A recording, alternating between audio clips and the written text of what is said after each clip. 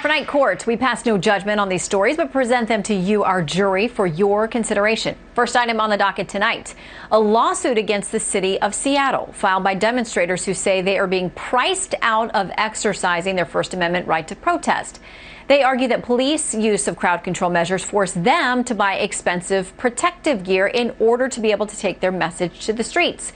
So they want the city to pay for it. Let's bring in tonight's Legal Eagles. Attorney and adjunct law professor at Northwestern University, Andrew Stoltman, and criminal defense attorney Brian Claypool. Gentlemen, great to have you. Thank you.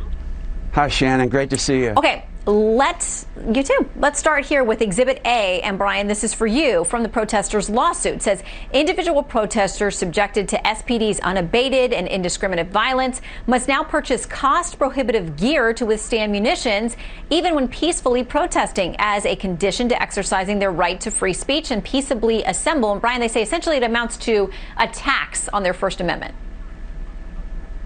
Well, Shannon, if I was a referee in a football game, I would say out of bounds. This lawsuit is completely out of bounds. You've got to be kidding me that you're asking a court to order that taxpayers should pay for protective gear, number one. And then number two, you're asking a court that is supposed to be interpreting the law, not making the law, to then prescribe what levels of force that police officers can use in very fluid and volatile situations.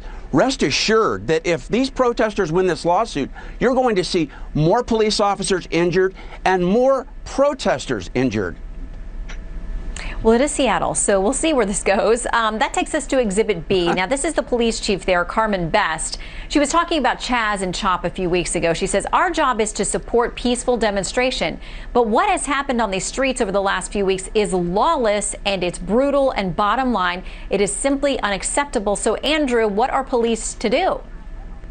Well, look, it's a simple concept, Shannon. You can't charge people and make people have to buy expensive stuff in order to protest. There are very important First Amendment issues here. It kind of becomes a slippery slope. What's next? Are we going to say people have to spend $200 or $300 before they vote? And I know it's kind of easy to laugh at these crazy people in Seattle and Portland, but they have a right to protest. They are angry, and you cannot put various burdens on them and saying you have to do this or you have to pay $200 in order to protest. Yeah, and some of them have said that they're paying even more than that. Brian, in Exhibit C, the Seattle Times outlines this. It says the 5 plaintiffs in the lawsuit allege that the purchase of helmets, gas masks, protective clothing, goggles, gloves, boots, umbrellas, and other gear they say are needed to fend off police pepper spray, less lethal projectiles, and other crowd dispersal tools has impinged on their civil right to peacefully protest. Brian. Yeah, well, guess what, Shannon? Here's what's next.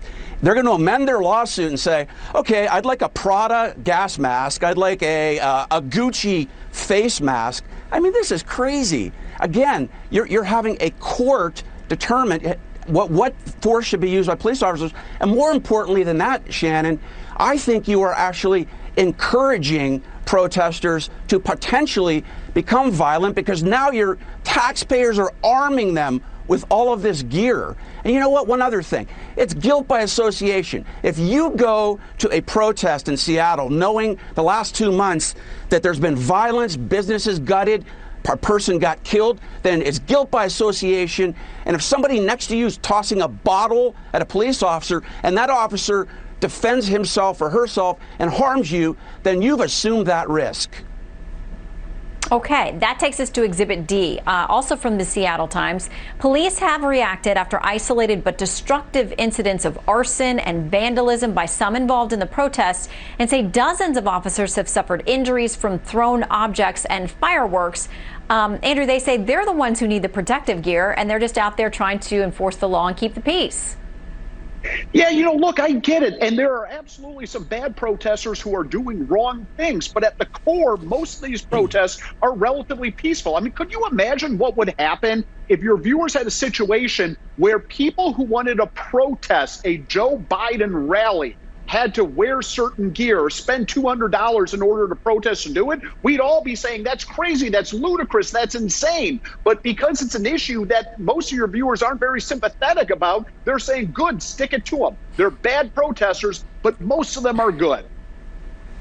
Well, and that's the thing. Maybe these protesters should be suing the other protesters because the peaceful ones, their message is getting lost. We're talking about so many things other than George Floyd and the other lives that have been lost that it seems like we've gotten completely off track. So maybe the better lawsuit is the peaceful protesters suing the not so peaceful protesters. We'll see. Thank you both for weighing in. It now goes at home to the jury. Have a great weekend, gentlemen. Thanks, Shannon. You too. Thank you, Shannon. Take care.